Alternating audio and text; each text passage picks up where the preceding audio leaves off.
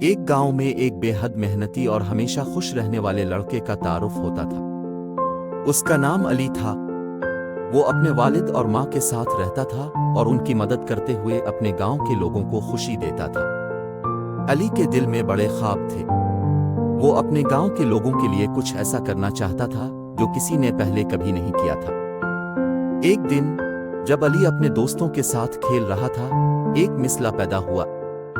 ایک قدرتی آفت نے ان کے گاؤں کو برباد کر دیا تھا۔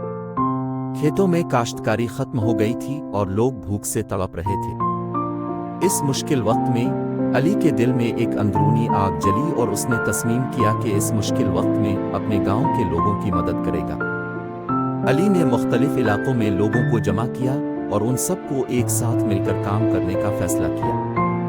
وہ لوگ ہمیشہ سے زرگزار تھے، لیکن اب ان کے پاس صرف ایک دوسرے کے ساتھ ہونے کا سہارا تھا۔ علی نے ان سب کو سکھایا کہ کس طرح پانی کو بچاتے ہوئے زمین کو بہتر بنایا جا سکتا ہے۔ وہ ان کو کھیتوں کے لیے نئے زرخیز اور زراعتی طریقے سکھایا جو بہتر انصاف کے ساتھ کام کرتے۔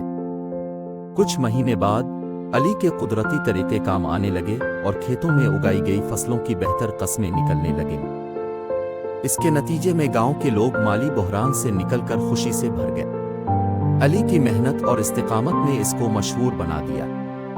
اس کی کہانی اور کام کے طریقے نے دیگر علاقوں کے لوگوں کو بھی انسپائر کیا اور وہ بھی اپنے گاؤں کے لوگوں کی مدد کرنے لگے۔ علی کو علاقے کا امن املاک قرار دیا گیا اور اس کے قدم گاؤں کے ہر گلی میں چھپ گئے۔ علی کی یہ کہانی ہمیں یاد دلاتی ہے کہ کسی بھی مشکل وقت میں ہمیشہ محنت، استقامت اور ایمانداری سے کام کرنا ہمیں کامیابی کی راہ دکھاتا۔